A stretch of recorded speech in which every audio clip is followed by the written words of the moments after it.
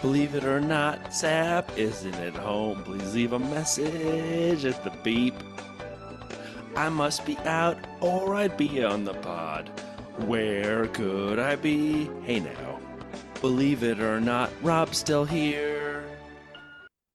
I am so sorry, everybody, but yes, Brian is away in Zurich, and that is what he left me as his intro to the show. I was all ready to do the Hey Now, but apparently I'm not worthy, so we got that instead. And if you're not a Seinfeld fan, you have no idea what just happened. Um, I was due to be recording this week's show with Rob Reed, who went down with COVID last night. So I'm not like Ferrari. I don't need to get all the way down to Plan F before I can find alternatives. Plan B, our resident musician, Andy Ellis, steps straight up to the plate, straight in, and he, Oh, no notice whatsoever, is going to record the Spanish GP review with me. Hey, Andy, thanks for doing this. Hello now. That's the English version of Brian. Yeah, this is going to be Plan a B, very. thank you. I thought you were going to say Plan G at least. Oh, no, no, you were the first door I came and That's good. knocked on. So, yeah, Plan B came up That trumps. intro is a problem because that song of George's answer phone took me a good 10 years to get out of my head, and you've just stuck it back. Yeah, yeah, I know. When he sent me that, I was like, "Oh my gosh, I'm gonna have to play this." It's been haunting me all week, but now everyone's got to hear it. So yes. So anyway, thank you for doing this. We are gonna rattle through news and social. I've had an attempt at doing a video vault, which, yeah, I'm gonna have to acknowledge that Brian probably does a lot more work in finding these videos now after having to I've got a try creaky find them door back myself. here. Yeah, actually, I haven't got the sound effects. We might have to do the manual one. I've got some sound effects, but not all of them. So, hats off to Brian for both doing the sounds and finding videos. So we'll do that. Then we'll take a look at the Spanish Grand Prix. You're going to have to you have to get your thinking cap on now because you haven't got much time to think about your King of the Pits and the Pits, which will come later. And then Okay. I'll do mine, and you can just say if you disagree or agree.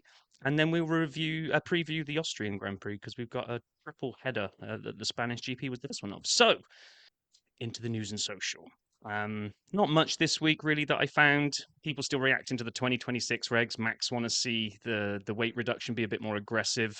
Coming down by I think 30 kilos in 2026, and he wanted to see 100 to 150 kilos coming down. But have you had a chance to look at the mock-ups of the new cars yet, Andy? No. I'm always intrigued in all that sort of stuff. I need a good sit down. I'd love to see the full documents for all this stuff. I find it quite fascinating how they work their way through all this stuff. And I'd love to be Yeah, the guy that picks through it, trying to find the loopholes. there was a It must don't be a know which wonderful session it job. yeah, I don't know which session it was this weekend, but there was a quote that somebody said that they were talking about regulations, and they said, "A wise man interprets rules, and an idiot follows them." So F1 is full of wise men, I guess, because that's exactly what they're going to be doing, looking to pick all the little loopholes, and we'll see some. Do you remember? I don't remember what era it was now because I'm getting too old for my brain to fully function. But remember when like we had winglets on top of winglets on top of winglets, early 2000s Yeah. maybe, where they just went crazy and they went, "Hey, there's an empty piece of bodywork. We can put more aero on that." And the cars always look very strange for a couple of races, and then you get used to them, and then the previous cars look really weird, don't they? Yes, as soon as you look back to old ones, you're like, "We used to Yeah. watch that." Like they're wearing a funny nose and some weird glasses or I, something. I'll, I'll never get over that weird nose that they had. But anyway, in terms of the rest of regulations, New is not convinced about the 2026 regulations. Apparently, basically kind of the way the engine's going to have to work now. And I'm not an expert in this. I've not picked into it at all. But because they're going to be using the engine a lot more to power the battery, they've said that no, it's going to be strange. What would he put? It will be strange that the engine will be working flat out as a generator the whole time. So the engine will actually be working hard in the middle of a hairpin, which is going to take some getting used to. Um, and they're kind of seeing that the chassis and the engine designs have been put forward separately, and they're not 100% sure it's all going to come back together. But I just think there's a lot of posturing going on at the moment in the paddock that a lot of them don't seem very happy about these 2026 regs. They're going to put up all these, the world is doomed, F1 is over unless we get to change this, and then they're going to try to get all the regs changed. Does this mean they're going to sound a bit like that blown diffuser era where they were sort of revving around corners to keep the downforce going? Or like the fan car, actually, isn't it? Where they Yeah, had to keep the engines going to power that. I don't know.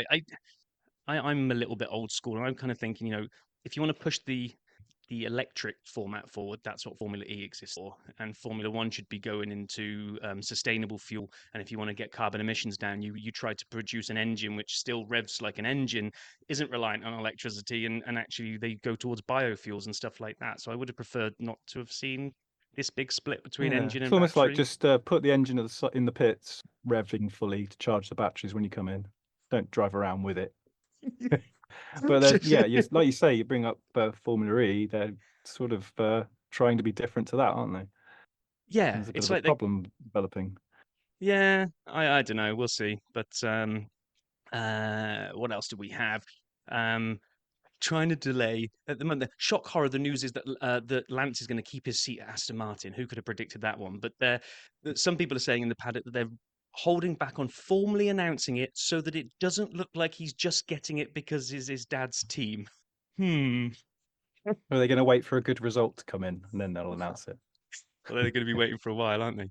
Jeez, but and then finally, Ferrari became the first constructor since Alfa Romeo in 1934 to win at both Monaco and Le Mans in the same year.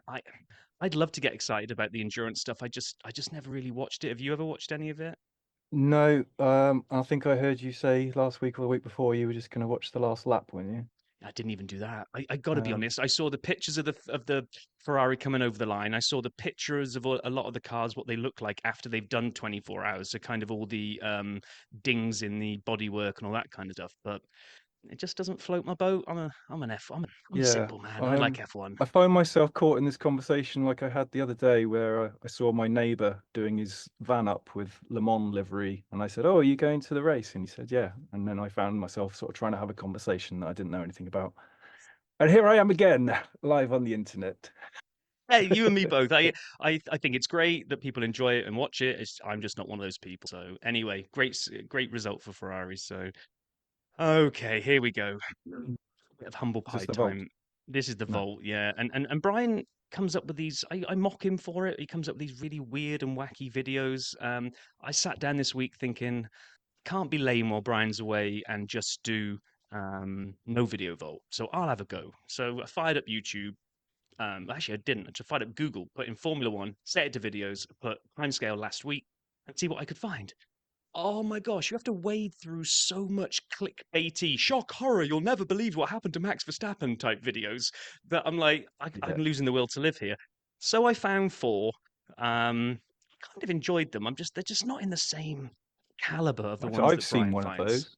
Oh, have you? Okay, Yeah. well, you can tell me which So, one you saw then. So, mm. first one was I simulated the F1 2024 season 100 times um, on the not applicable F1 channel. This was actually pretty good, 30 minutes long. He's run this through, I think it's the F1 24 game, and he's simulated the entire season 100 times.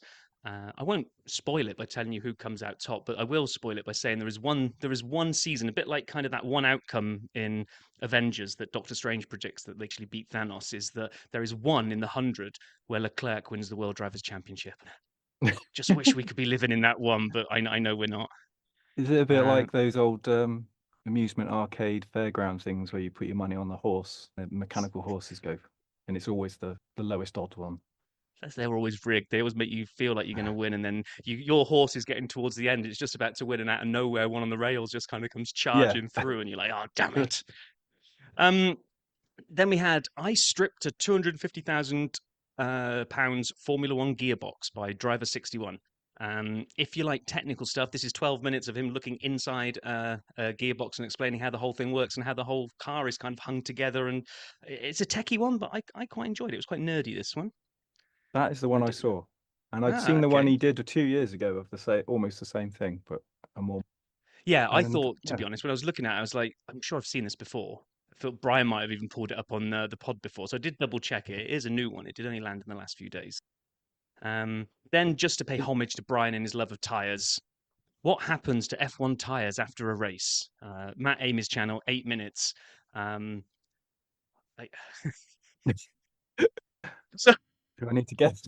This follows the life of a tire and what happens to them afterwards. There's a long burn at the beginning of this one that explains why they can't just reuse them. Even if they've taken them to a Grand Prix and they've never been fitted to a car, they still get binned off. They can't use them. And I think Paul might have told us that before when he comes on. And they basically get sent back to the UK where they get processed into kind of little marbles, little tiny pellets. And apparently there are a group of people that are trying to hunt down where this secret base is where all these tires get sent to, because people want to go there and try and get an F1 tire as memorabilia. And apparently no one can work out where it is. I've seen tires being sold as glass tables, things like that. There's got to Tabletops. be like an illegal trade in F1 tires that you can get Are them they on saying the. that's not allowed anymore or something? I don't know. It was all very hush hush, and maybe they're trying to make it out to be more secret than it really is. But yeah, we got that one. And then the last one, I thought it was going to be better than it was. How Formula One makes money, and I thought, oh, maybe there'll be a whole bunch of insights in here as to outside of the obvious as to how they make money. There really isn't. It's probably all the main things that you think of the revenue streams for F1. It was 8 minutes. If you're interested, watch it. If not, as Sap would say, that's one you can swerve. So no sound That effects. feels like it Let's. could be an hour and a half, really, to really get into that. But yeah, Yeah, it's high level PowerPoint presentations of revenue streams and margins, and it's a little bit interesting, but it's a lot of kind of saying the same thing over and over again. But um, that ends the Vale's video vault, which I know is awful compared to the Satman's. So we're gonna move quickly and start looking at the race weekend itself. So, little shout out first, because I actually did catch some of this, and we keep meaning to put a kind of a more dedicated spot on the pod to it, but to the F1 Academy. So, this was one of the weekends where they do align the schedule with F1. So, we had Abby pulling one race one. In fact, she was dominating the entire weekend. She was fastest in free practice. She qualified first in both qualifying one and qualifying two, and she blitzed race one. But then Chloe Williams, the American, came through and won race two. So I did see a little bit of the highlights on that. Have you dipped into the academy at all, Andy, or have you not got enough bandwidth? no, I'm very random on watching any extra races. Yeah, same here. I'm still struggling getting used to watching the sprint of F1. I just like to be focused. Too much racing, actually. Actually, I find sprint weekends a little bit. I don't know. Again, probably show my age, but I like the old school. I know, like Paul moans about practice on Fridays, but I like practice, trying to get my little form cookies out and working out who's showing pace and getting overly excited about people that look like they're going to be quick and then they're not, and then quali and then the race. That's an F1 weekend to me, but you know. Yeah, Okay. sometimes back in the day, touring cars, I would watch that. I never Like really watched Volvos touring and cars. things. I had the touring car game on my PlayStation and I loved it, but that never Yeah. transferred into me actually watching it. I used to blitz around that place in that Renault or whatever it was that I think the Renault and the Volvo maybe were the two good ones. Maybe it Yeah, was a you could have Vauxhall. the big Volvo 850 was always looking like a bus, but it would be winning race, and barging people out the way probably. Well, that's the thing in touring car. You're allowed a little bit more contact than you That's can get it. away You're with in allowed some F1. barging. It's all fair. Anyway, enough touring car, back to F1. So we had Yeah, sorry. this weekend.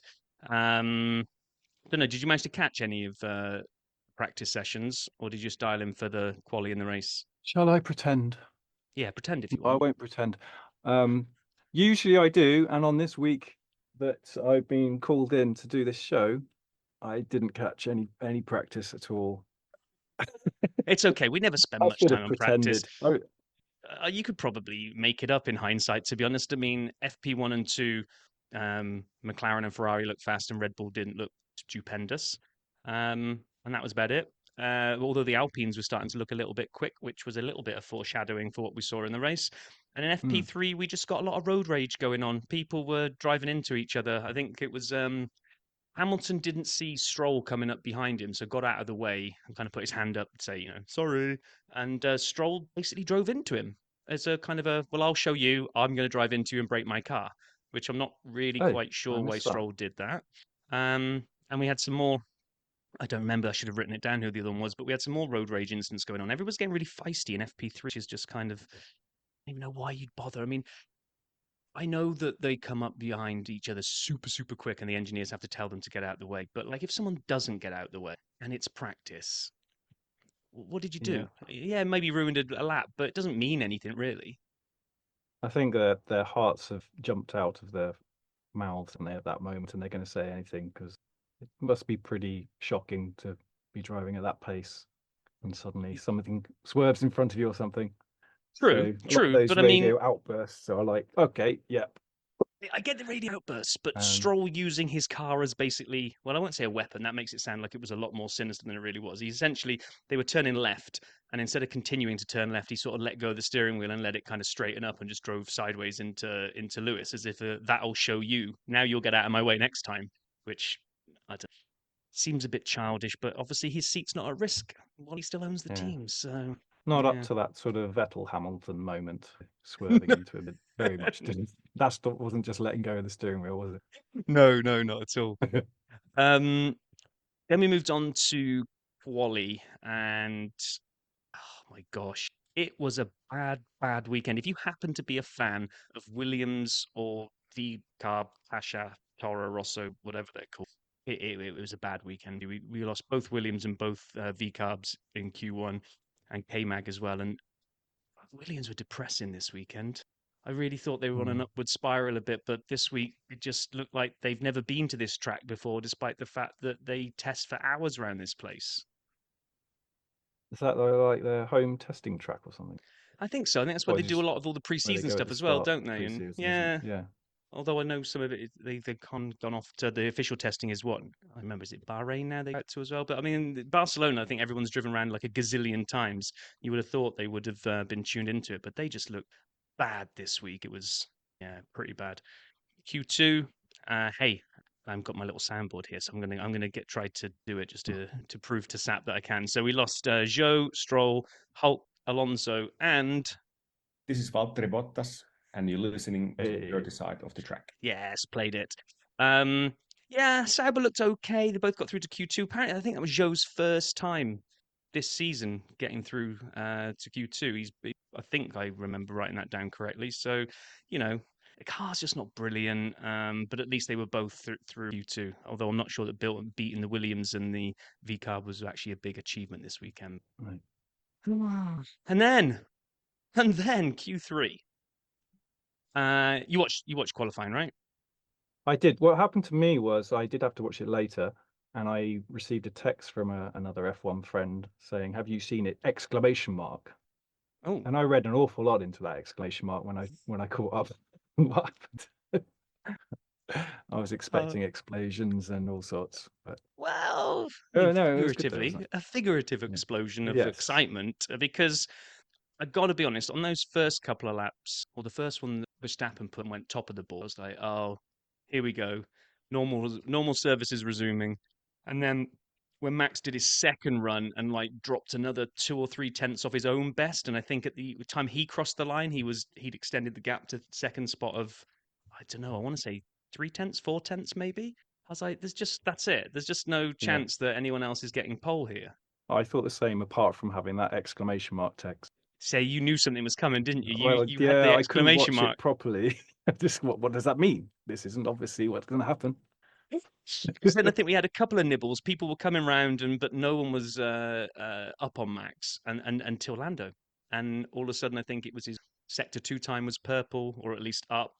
I was like, he's not going to do this. And I got this stupid little thing in my head that I could work out that as they came around that final corner, if they were basically kissing the gravel about a 108, that meant they were going to cross the line at pretty much similar to Max's time. So as Lando kind of came shooting through camera of the final tour, and he's going to do it, and then he did. And it was Am I right in thinking it seemed that they could push on a sector of their choice at quali, and some of them were pushing on the first one and coming up pink and the timing, and then losing it, or some of them could do it the other way around. So it was very hard to sort of know. 100%. It seemed to be that the softs you couldn't push on those brand new softs for all 3 sectors, because I think a lot of people were going fast in sector 1 and sector 2 and everybody getting super excited, and then sector 3 would fall away and you'd lose too much time in there. So when Lando was up after sector 2, I was thinking, he's cooked the tires in sector 1 and sector 2, but fair play to him, he hadn't. Kind of a tale of 2 cars for McLaren though, because Lando on pole, which was amazing. Piastri 10th because I think he exceeded track limits on his first run. And then he just screwed the pooch on his second attempt. On his last push. On his last push, he just pushed all the way and forgot to stay on the actual track. So yeah, not great. But so we ended up with Lando on pole, Max second, Lewis and George, Charles and Sainz, and the gas man up there. We had Checo, Ocon, Piastri, although Checo would lose, I think, 3 places because of his 3, wasn't it? shenanigans this race. So yeah, so So we we have watched like it. Mercedes and Ferrari with seemingly equal drivers, and we have Red Bull and McLaren with very much a lead driver, don't we? Yes, yeah, I'd agree with that. Although I You've wouldn't got say that so much about Piastri being closer in some sense. yeah, and I think you can also say that Piastri is kind of still learning his trade, Yeah. and you don't expect him to take the fight to Lando as much. Although, like you say, they've been close. It's well, we'll get to Checo. I don't want to go Checo bashing already. Oh, that's why I went quiet. I thought, no, I shouldn't. So, start of the race. Oh man, Eh, but the start for me was brilliant and awful in equal measures. So when Lando didn't quite hook it up, and you could see that he was a little bogged down, and that Max had got the jump on him, I was like, oh, that's it. Max into the lead. Normal services resumed. 20, 30-second race win is incoming. I was like full on by the first corner. I was full on Captain Miserable that was going to be it. And then out of nowhere, someone like has just put the Roadrunner inside George's car, and he just comes mimi round the outside of everyone. That's where you need one of your sound bites of George. Oh, yeah. Well, you I just think did it for everybody us. was distracted by Lando and Verstappen, including themselves, Yes. and that just went okay. I mean, yeah, coming through. What an absolute brilliant overtake. I mean, when they showed the onboard and he slipstream Max and then was like, yeah, I'm getting a little bit too close to you. I'm just going to pop out here. I'm going to Yeah. slipstream Lando a bit and then I'm going to just slingshot around the outside. It was just, Yeah, maybe Verstappen had slightly too good a start, and if he'd have been behind for a bit of a tow and then to make a move, yeah, we wouldn't yeah, have had yeah. any of that. And if Lando had just hooked it up, maybe we would have been celebrating another Lando when I'm not sure. But I think they knew they were in a lot of trouble being in pole, really, didn't they? yeah, a lot of people seem to say that run down to the first corner is better when you're. Well, I want them to say it. They I think it was Karun at one point when because Lando's. Sorry, Max is starting on the clean side of the track. I'm like, no one says the clean side of the track. Just tell us that Lando's on the dirty side of the track, and then I can clip it out again. But damn you, Karun. But quick question before we, That because we're still damn only on the rival podcast. yeah, they probably have ever so slightly more listeners, but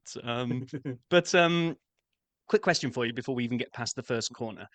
George Russell, um, is something missing from him as a makeup of a driver? Is it some raw pace, some skill, some maturity because he seems to have too many of these times when he lets things get away from him a little bit. And I might be being super harsh on him too, because Max just kind of just slows him down. But later on in the race, I think he started getting too racy with Lewis when they were obviously going to be on different strategies. And I think he probably defended for too long from Lando and ruined his own tyres a bit quicker than he maybe should have done. Just let Lando go and play your own game. He doesn't seem to have that maturity all the time, that he sort of makes some silly mistakes. Or am I being too harsh on the boy, George?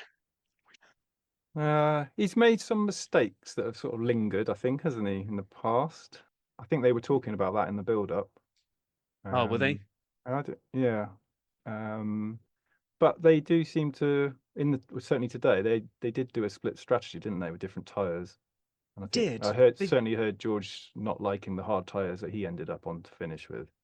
Yeah, but I sometimes wonder if he was putting himself in a better position, would they make the call that way? Do they sometimes have to make calls reacting to how he's? I don't know. Maybe I'm being too harsh on George. That's. I think it's incredibly complicated. Well, he's been in the team for a while with Hamilton, but he sort of has an extra load of decisions to make on any move, doesn't he? He's trying to beat Hamilton at the same time, and maybe sometimes he's made some moves he shouldn't have done. Yeah, because look in Canada, that movie tried like I actually think Canada could have been a win for George, but he just seemed to let it get away from him. He just sort of put some moves on that he just doesn't need to put on. And as I stand But here, if like we I do always say, rewind a long old time, Max was like that, wasn't he? A long old time where always complaining about moves. That's a big He doesn't shout. really You're have to saying do any George now, is the does he? future Max? Is that what? No, I'm just saying that they have to try and earn their seat and keep their seats And it must be incredibly complicated deciding, like, oh, if I make another crash, then I'm going to be out and all sort of stuff. No one seems to have told Logan that, but oh, sorry. No. Um, anyway, Max basically gobbled up George within about 3 laps, and this. I don't think I'm going to go on a Rob's rant about DRS. There were a lot of overtakes today, and a lot of them were down the main straight. There weren't too many kind of push to pass DRS-y ones where it was too powerful. Max on George was, but I just think that was the difference between the car plus DRS. A lot of them, the DRS seemed to be getting you to be able to outbrake each other into the first corner. I don't mind that, but then there's where I started getting quite depressed because Max had pulled out over a second, nearly a second and a half by the end of the lap that he'd overtaken George. I was like, oh, here we go. I'm going to watch that Delta go 1.5, 2, 2.5, 10, 50, lapping everyone. I was in full on Max's dominating mode at this point. And starting to already focus on, okay, to the battle for the podium. Then Max has got this one tied up. And the thing that kind of caught my eye was that the Ferrari drivers just seem to be just squabbling with each other all the time. They're just like, there's no one's going to let each other past. But did you see that we didn't see it live. It was the replay where Sainz and Leclerc actually came together, trying to go past each other. It's like, it's a weird dynamic in that team at the moment. Well, we had some radio there, didn't we, from Sainz, yes. I think. Yeah. I mean, it's got to be a strange dynamic there. Sainz knows he's not staying, and he's desperate to show that they've probably picked the wrong one to let go. And I just think that spills over onto race day a bit, because those two don't look like the best of friends when they're out on the racetrack. Yeah. I wouldn't say they're Does Ocon that mean Gasly he will levels. stick his car in more places than maybe the others will? I think he will. I think, because what's he got to lose? They're not going to fire him. He's already gone. So, I mean, maybe if you start getting reckless, your stock goes down for any of the others that are sniffing around you to sign you. But I think Sainz is probably already. I think he's maybe even put pen to paper on a deal somewhere, whether that's Williams or Sauber, I don't know. But without any actions he's taken now are going to be that impactful. But actually, I think race build-up, Sky did a Leclerc interview, and he was saying how that him and Sainz are still really great mates and all this, no problems at all. And then I think the post-race interviews are going to be a bit different today.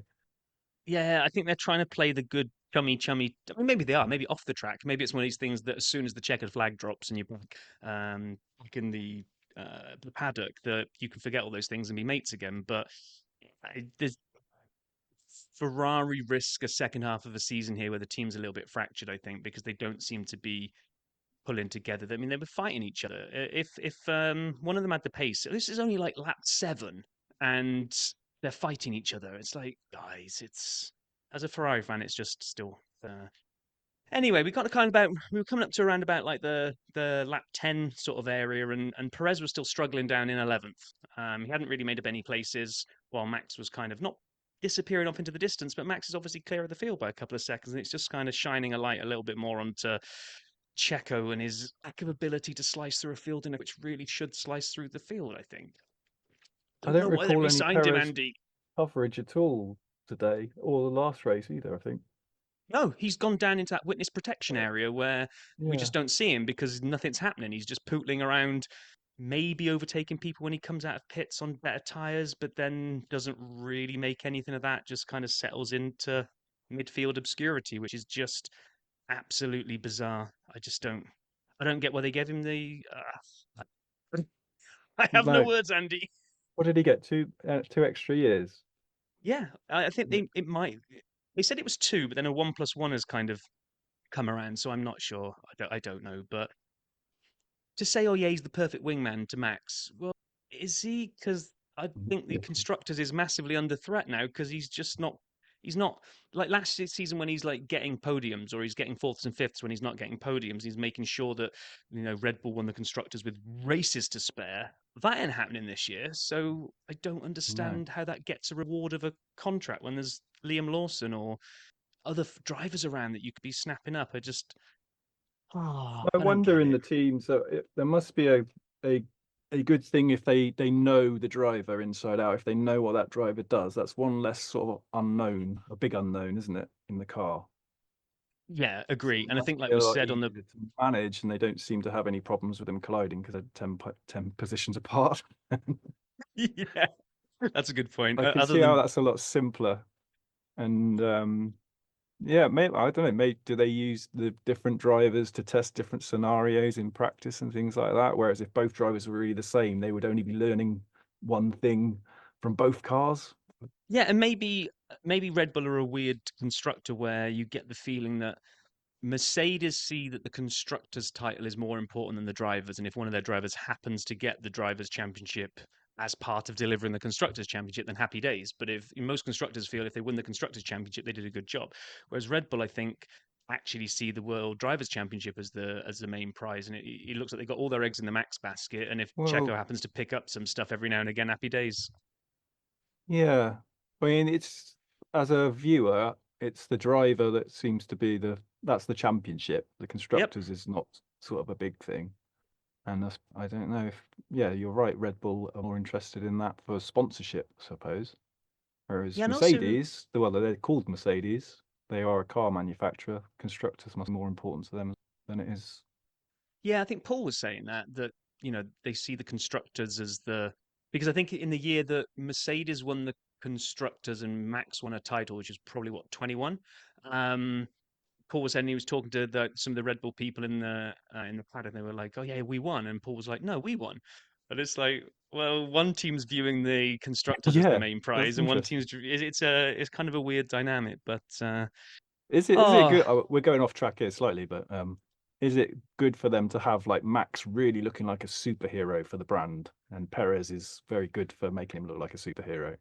True. And Perez is also good at bringing in, as we discussed last week or the week before, he brings in a lot of cash and he's actually sells more merchandise. I think in North and South Ah, America, Checo sells a heck of a lot more merch than Max does. He seems to have a much bigger following. So when you weigh all that into it, he's not Logan Sargenting it around the back or crashing every week and causing lots of crash damage. So he's just kind of nicely in the points, not causing any offense to anyone, bringing in the money, and like you say, yeah. not getting in Max's way. Which, talking to Max, I was going to try and segue back into the race then at some point, and it's actually not Max I wanted to talk about. Um, George. George came in around, first set of pits started coming in around that kind of 15 to 20 lap window. And George came in and had an awful stop, and Sainz came in at the same time. They basically left the pit lane together. Sainz was almost trying to Mm. climb over George's car as they were leaving the pit lane.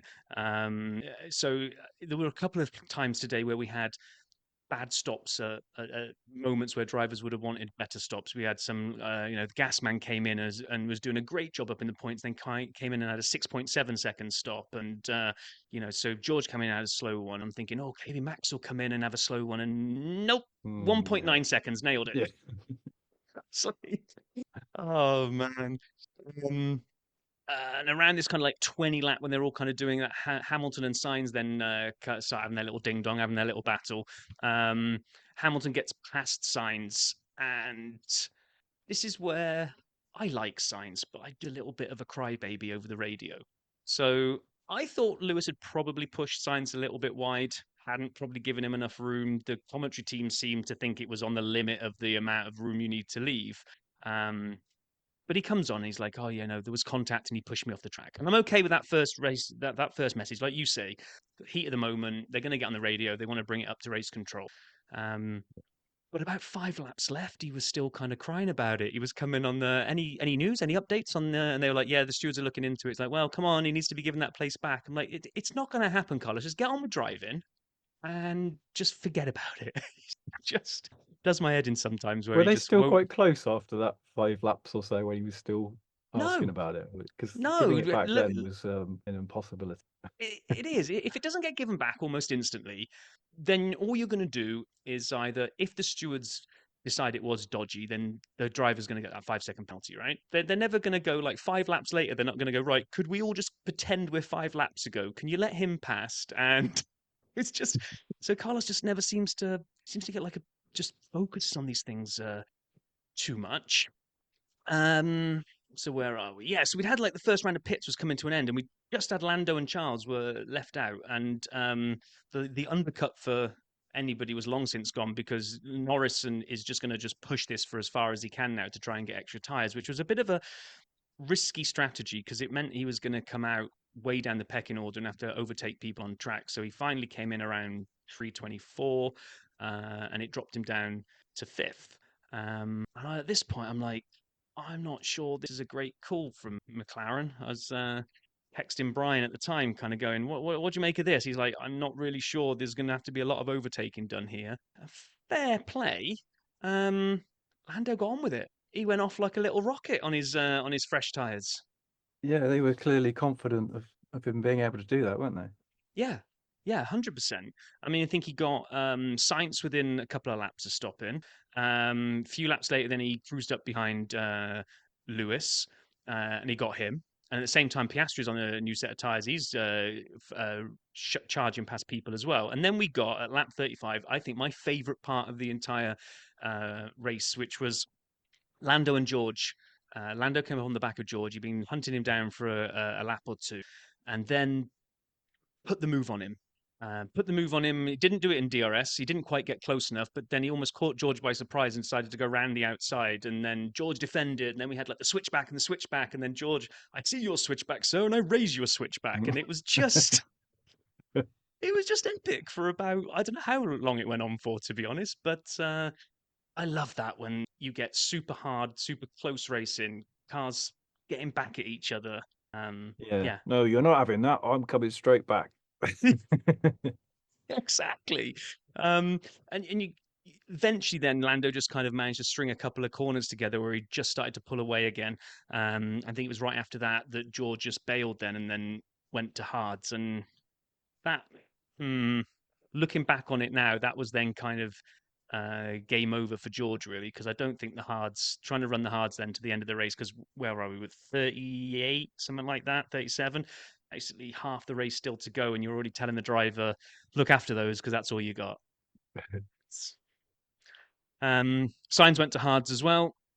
And what else do we have? Well, I put a little note here that Alpine seemed to be enjoying themselves this weekend, which was quite the opposite for VCARB, because we had a little moment where we saw Gasman got Zhou, Alpine looked like they're on for double points, and then my eyes went down to the bottom of the screen where we had both Williams and both VCARBs we had no DNFs, but we kind of all didn't we? I think like at one We point, had like some Sargent gravelly was moments, didn't we? yeah, but I just think when cars are that slow and that far behind everybody, I just think they almost count as a DNF.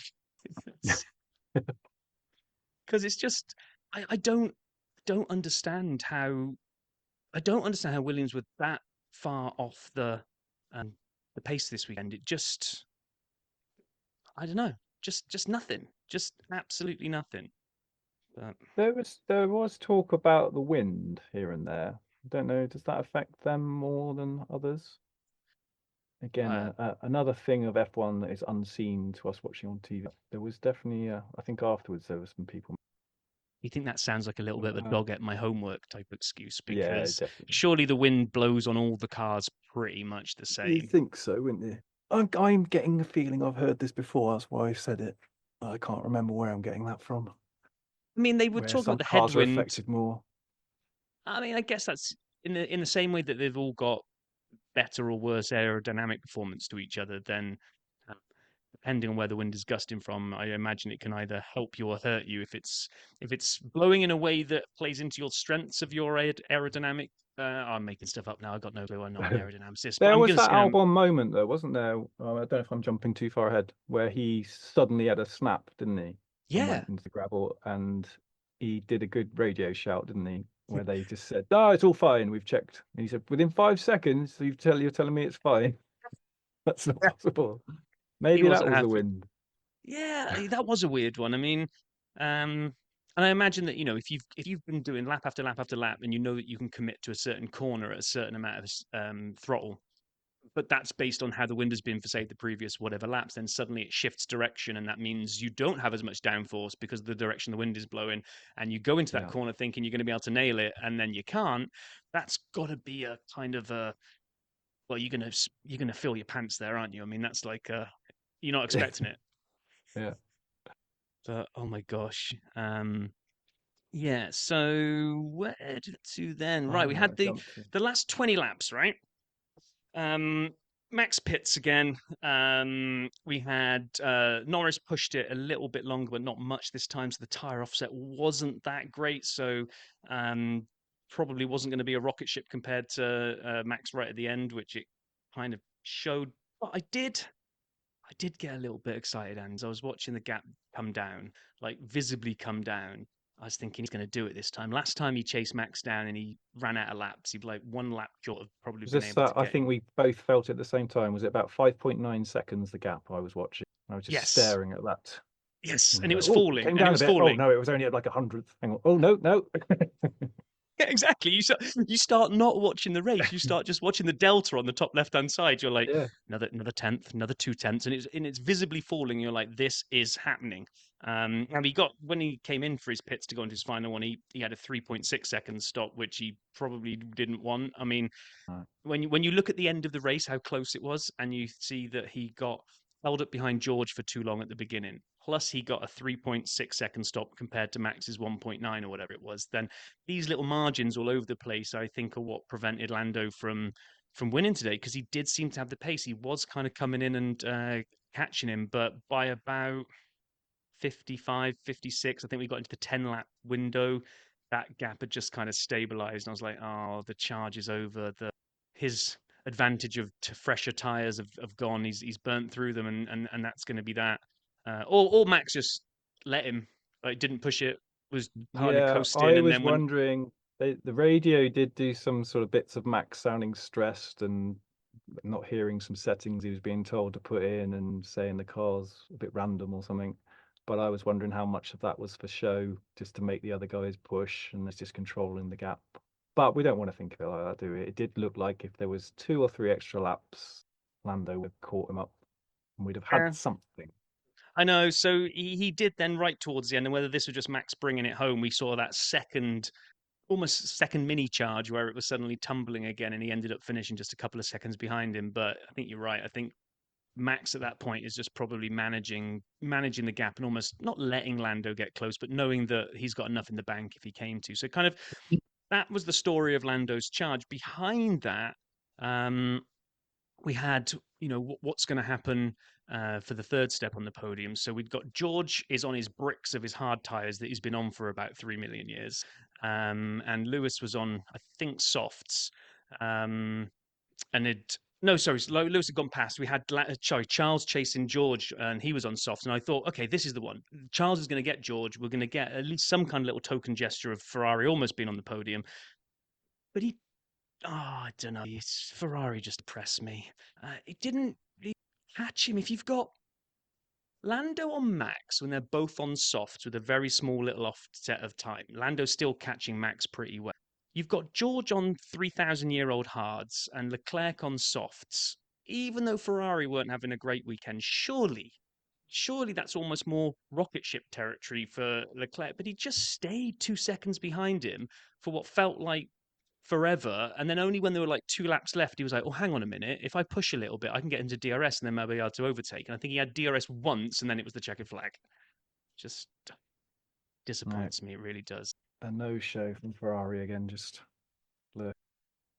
Yeah, I and a mean, bit are we bumping getting between themselves. to the point where we're going to say the upgrades are downgrades? Because like Ferrari were pretty good at the beginning of the season. Now we've had Canada and we've had this one where they've just been all right. They've not really looked like threatening the top of the Yeah, we table. need to look at all these upgrades of different constructors are all sort of offset, aren't they? And we don't know Yeah. whether it's, oh, have Ferrari dipped, or at the track, or is it the temperatures, or is it the upgrades of the other team, and will they come back the next track? Yeah, but I mean, Um, this weekend was supposed to be upgrade weekend for Ferrari. They bought some new floor pieces, I think, and some other bits and pieces, and it didn't really seem to do anything. So, yeah, it was. I don't know. It was a weird one because I think I really enjoyed this race, but I also think we were kind of robbed of an epic finale just because of the way things played out. It's nobody's fault. Lando got stuck behind George at the beginning because he screwed up his start. Some slower pit stops for Lando probably cost him precious seconds, and he ends up coming home 2.2 seconds behind Max. So, on one hand, I'm loving the fact that this isn't a 30-second romp away for Max like we saw a lot of last year. I can actually deal with Max winning when it's close like this, but this one just feels like It had potential. It had more potential than it it was a gave. missed opportunity for McLaren, but not really because they did anything wrong, just because of circumstance, really, I think. But I haven't heard what Lando's had to say about this yet, but he had the pole that he sort of admitted that he was slightly gifted, and then he had some P2s that he had P1 taken away from him, and he balanced that out, didn't he? Quite nicely. yeah, I mean, and I wonder if he's feeling good about his P2 today. He performed well. I think tomorrow he will feel good about the P2. I think today from his message at the end, radio message after he crossed the checkered flag, he was apologising to the team for screwing up and not delivering the win that the car was capable of. So I think as a competitor, he's probably gutted today because he knows it should have been a win. But you've got to think that McLaren come tomorrow when they kind of debrief and look at this. It's like, guys, this isn't a foregone conclusion anymore. This isn't turn up, race for second, let Max drive off into the distance and see him on the podium later because that's the first time we'll get close to him. It seems like a proper battle. I mean, we've had. I Max noticed that today that they were sort of talking of Red Bull and McLaren battling it out as if that was just a norm now. Yes, no, agree. They kind of like slotted into like not being like shocked about it. I'm like, hang on a minute, guys. Like, go back 5 races or beginning of the season, even like, and Max at the beginning, it looked like another season of domination. But McLaren have really nailed it. Other cars, Ferrari looked like they nailed it and fallen away. Merc might be coming back again a little bit, but McLaren definitely. And to finish that close, to almost be that close last time out in Canada, they're a genuine contender now that I think I'm going into each race weekend preparing for a Max win, but not a 30-second into the distance one. So I'm all for it. I don't mind Max winning when it's close like this. No, I completely agree. Yeah, it feels like a proper race, doesn't it? It doesn't feel like 2 classes of car on the same track. Yeah, you're right. Like last year felt right. It was just like that wasn't F1. That was F1 for everyone else and F0 or whatever for Max because it was just insane. So yeah, we had Max, Lando, and Lewis. Did they say that was Lewis's first podium of the season? I think so. Yes. I think I saw the stat go around. They said now because he managed to get that, that's something like 18 straight years of having a podium finish for Lewis. Because obviously last year he was his first year without a win, I think. But at least he got a podium last year, and this year he hadn't got one. So it was good to see him on there. And it was nice to see the other two react to him being there because I don't know if you saw the podium, but Max and Lando kind of made sure they beeline for Lewis to kind of just cover him in champagne at the end there because I think everyone realizes that it's been a while since he's been up there. Let's put it that way. Okie dokie. Right. So the rest of the points then out of Max, Lando, and Lewis, we had George, Charles, Sainz, Piastri, Perez did actually sneak into the points, but then we got both the Alpines, Gasman and Ocon. So that was cool to see them in there. Way back, in fact, I don't think Sonoda and Sargent have finished yet. I think they're actually still good because they were so. Oh man. Okay. I hope you've been thinking because it's time, Andy. It's crikey. yeah, Yes. exactly. So I'll go first because then it gives you more thinking time. I've got to find my button now, haven't I? King of the Pits. So here we go.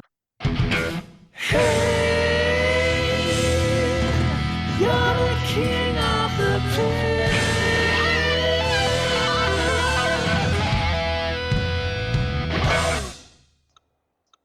I love that little indicator at the end there. Well, I told you that caught me out the other day when I was listening to the podcast in my car, and I actually went to check my indicators weren't on as I was going down the motorway. Why did you add that at the end there? It's such a random little sound effect. The vocals were recorded in the car because it's the only place I could really belt it out without disturbing the neighbours. Insights into how the music is made. Anyway, yeah. Right. King of the Pits for me. Do you know what? I should give it to Lando. I could give it to Max.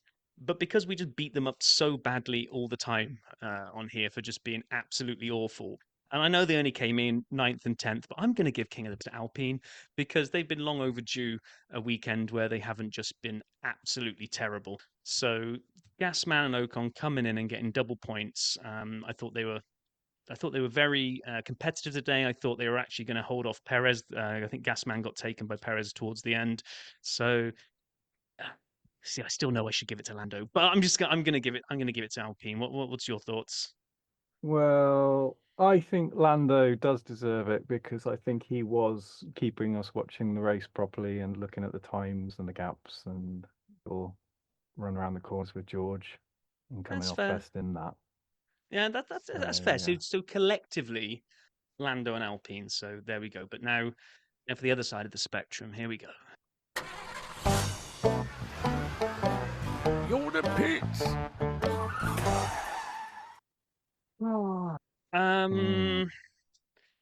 I'm going to swerve away from just go Checo beating because actually I'm going to have to just give it to Williams because I don't know what they did this weekend. Because normally I look at Williams and I go, well, Logan's had a really bad week as normal, so there's no shock horror there. But then that's usually accompanied by Albon either being close to or in the point. So overall, Williams kind of you dust it off and kind of say, oh, Logan's on borrowed time. He's going to be out soon, so that's just Logan being Logan. But Albon was a lap down.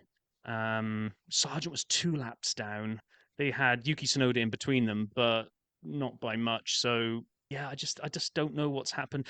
We keep talking about this, how last year Williams had a lot of straight line speed and they didn't seem to do well kind of around the corners. And this year they seem to have kind of said they'd rectified that, but it seems to be at the sacrifice of straight line speed. So they seem to have neither. So yeah, my the pits goes to the Williams team. I think I have to agree. I was trying to pick a driver and separate between Albon and Sargent, so I realized I was just torn. So we will do the same. Oh, Yeah. We will double take away Williams. the wind excuse from Albon that I offered him earlier. That's been rescinded. The wind has been rescinded. Yeah, they've shown potential in previous races and been sort of a good watch, and they weren't today, apart from No. spitting some gravel about for us. Yeah, that's all they really did. Was this a no? Did it stay as a no yellow flag race? Yes. Even though they did have those moments. Yeah, I mean, when Albon went like off-road racing in the gravel, I'm surprised a yellow wasn't thrown. Like he seemed to be off-road for a while before he came back on again. He must have just been all by himself, so they thought, oh, it doesn't matter, there's nobody here. That's so far behind. He's the only car behind him is Logan, and he won't be coming around anytime soon. So, actually, didn't Alonso, another one that was in witness, but I mean, Aston Martin sucked today. I could have easily given it to them as well. I think you Alonso might be right there. I think Alonso, the only reason he got on TV because it was the Spanish Grand Prix. Yes. I can't. What they did show him briefly doing something. No, agree. It was. But I do have a couple of little things to play here. So, as well as our view of the world, we've got one off the press from Zurich from Mr. Sapp. So let's see what he has to say. Okay. Oh no! See, I knew he was going to press the wrong one. There's me. Hey, it's your boy Sapp out here in the marbles, your roving reporter, covering the Spanish Grand Prix from nowhere other than Zurich, Switzerland. I'm outside the bar that I watched it at, Kennedy's in Zurich. It was a great time. And in honor of the passing of the great Willie Mays, today I am the Say Hey Now kid. Yeah, all right. The race was good in the beginning. Great start. Some really good battles. But by the time we got to the last round of pit stops, the last 20 laps were the most boring part. And that's the part you want to be good. At least that's my opinion. Last time I slept, Nigel Mansell didn't have a mustache. So I hope everyone's great. Enjoy the pod. Talk to you all soon. That's reference to the fact that he's flew last night to Zurich and is now currently operating on, I think, probably 36 hours without sleep. So I'm actually impressed that he managed to find the record button on his phone and send that in. A roving reporter from completely the wrong place. Yeah, we've sent Sapp to Europe to go and cover a European Grand Prix. The race is in Barcelona and he's in Zurich. So classic Sapp. One person, great segue coming up. One person that is in the right place, though, is Mr. Pitlane Paul. Now, this is in 2 parts, but we're going to play it all together because it will make more sense because I've listened to them both. So this one came in on Saturday and pay attention to his predictions. Oh, and I realized I haven't got the Pitlane Paul music. I'm just going to get beaten up by Brian here massively for not getting my soundboard ready. Oh, actually, no, I have. I tell a lie. Here we go.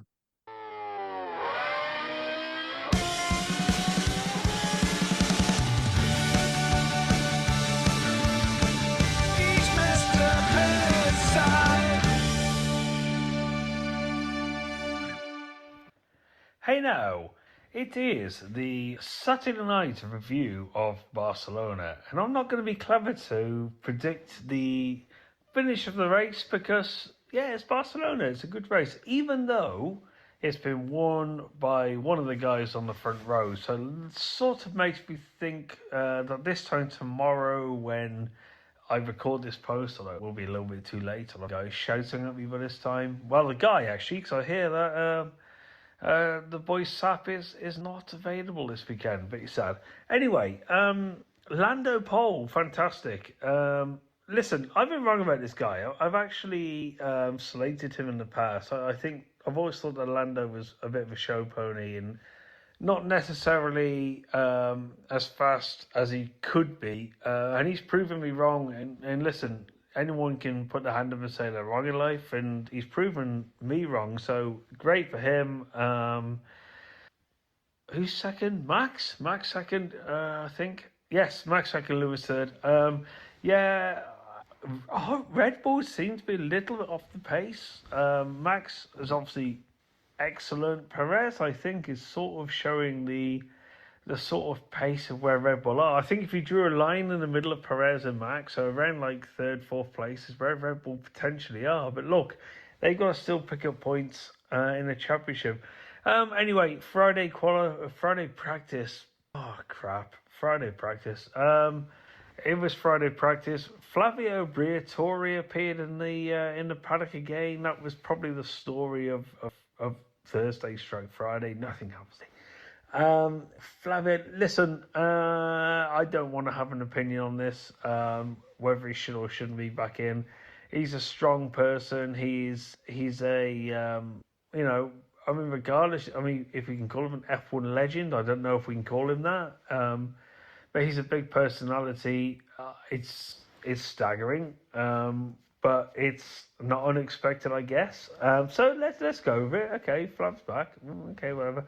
And that's it until tomorrow, really. We had the McLaren hospitality on fire today. That's really bad for them guys. The smoke, it felt for me quite like an electrical fire, something in the infrastructure of the motorhome, which, considering how many times these things are built and taken down, I'm shocked it doesn't happen more. So, listen, the main thing is everyone's safe. There's one of the guys had a bit of, let's say, smoke damage, but it's just what they lose. They lose all of the electrics, the amount of water that would have gone in there trying to locate the fire, I think, with the electrical system.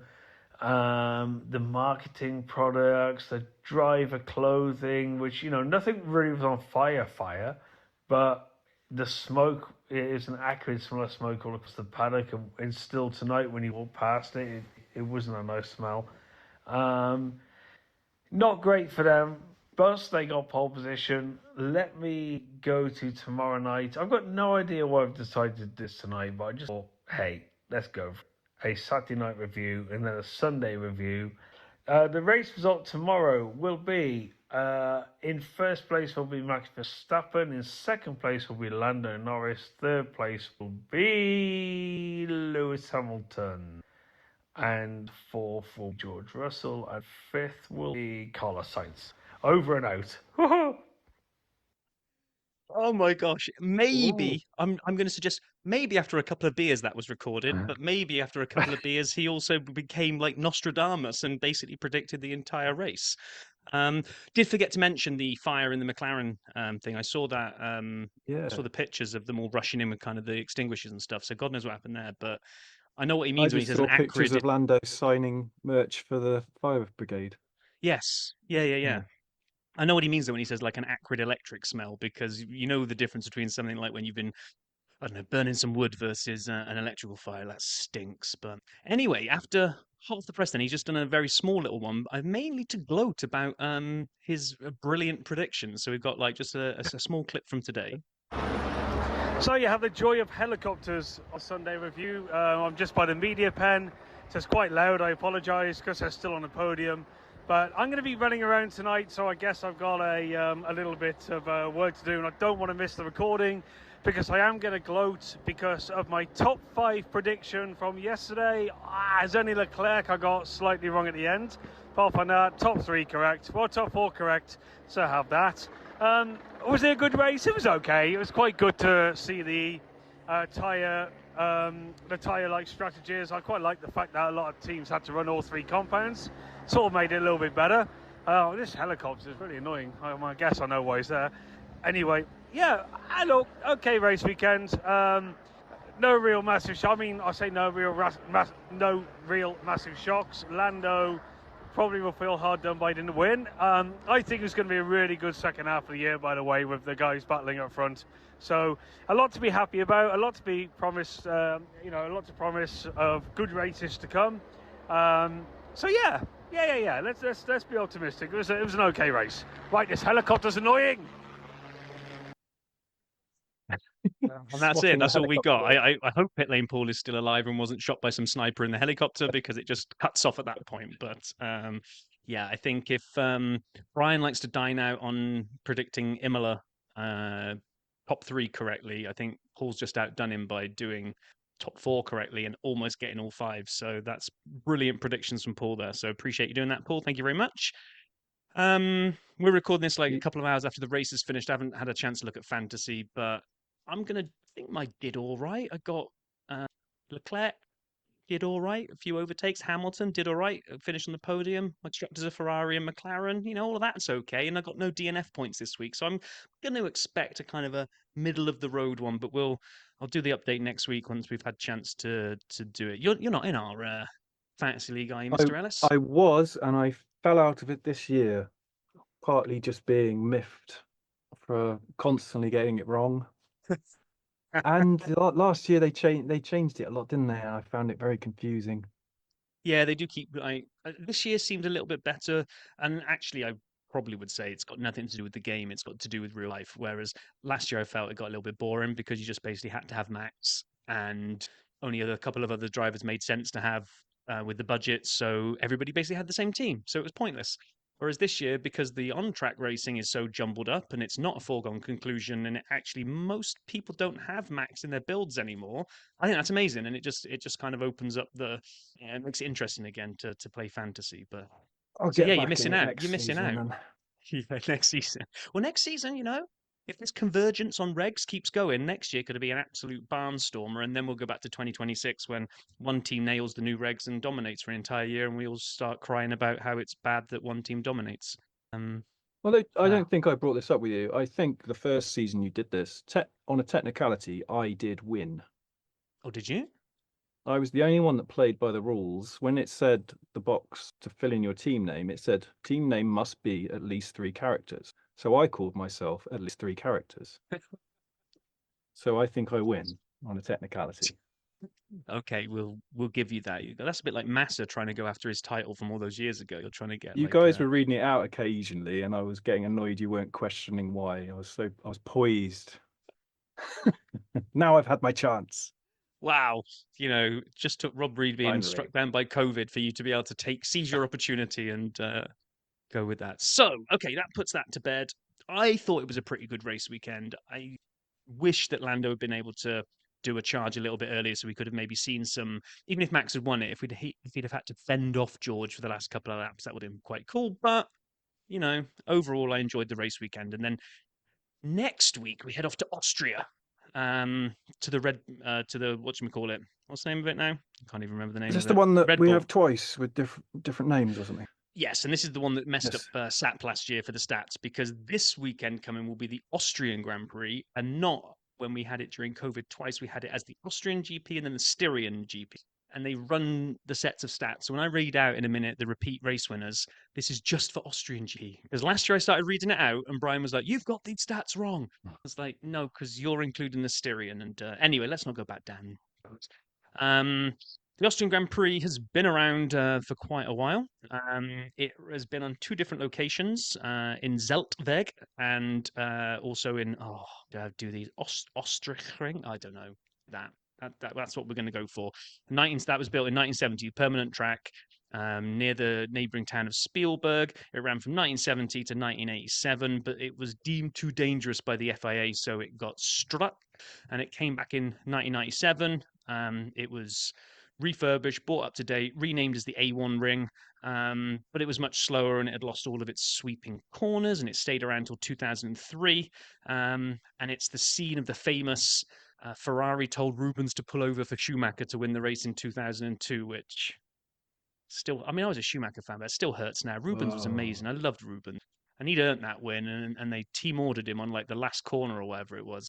And then they swapped over again on the podium, didn't they? When he felt bad or something. Yeah, I think Michael tried to when pull the booze Rubens were up coming on. in. Yeah. oh, When the booze sorry. were raining down, they were like, "Oh, we might have messed this one up." And then didn't they try to then orchestrate a 1-2 or something, a perfect photo finish, and they messed that up? Or was that the same race? I can't remember. Anyway, Difficult one to set up, surely. it's got to be very difficult. How can you try to get two cars to be? I mean, the speed they go that must be almost impossible. Anyway, it was off the racing calendar for about a decade. 2014, the Red Bull company bought the track. No one was quite sure what they were going to do with it. Like, are they just going to use it as a test track? But they actually refurbished it and got an agreement to bring it back up, and it's been back up since 2020, I think, something like that too. Last year we had quali was Max from Charles from Carlo, sprint race, and Max won that. The race, Max won that. You know, it was the running theme last year. Max wins by miles. However, one little memory from last year: Checo started 15th, finished 3rd. Back when Checo was good. We had a million penalties for track limits, because this is one of those tracks where there seems to be nothing getting in their way to prevent them from going out too wide. So they do lots, and we just get like 1,000 laps deleted. And we didn't really get much of we kind of had a little bit of a battle last year. Charles made it look like he was going to hold Max off for a while, but this is one of those DRS zones, which I think I might have a Rob's rant in my future next week, because I think the Austrian one is a DRS where as soon as you get inside DRS, you've basically overtaken the car in front, because it's just too strong here, I think. I might be wrong, but Your Perez stat that might explain that, might confirm that then. 15th to 3rd.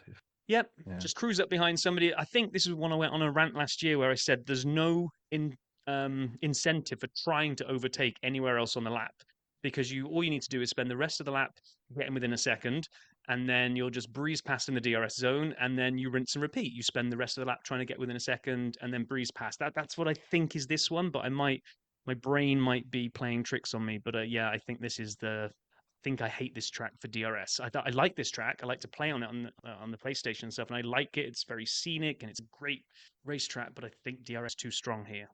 Our repeat winners for the Grand Prix is Max has 4, Prost has 3, Ronnie Peterson, Alan Jones, Mika Hakkinen, Schumacher, Rosberg, and Valtteri all have 2.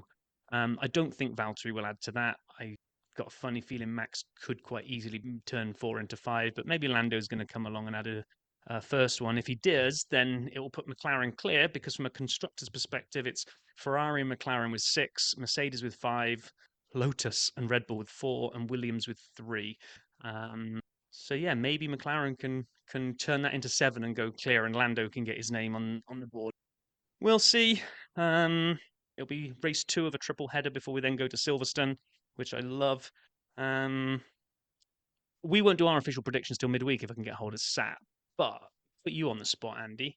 You going to put me on the spot now? Well, I'm going to put you on the spot now. Yeah, I mean, I've already been putting you on the spot for the last hour and a bit, given that you had about 3 minutes notice before you came and joined co-hosting. But I'm going to put you on the spot and say, what's your prediction for the Austrian GP? Go, podium now. Right.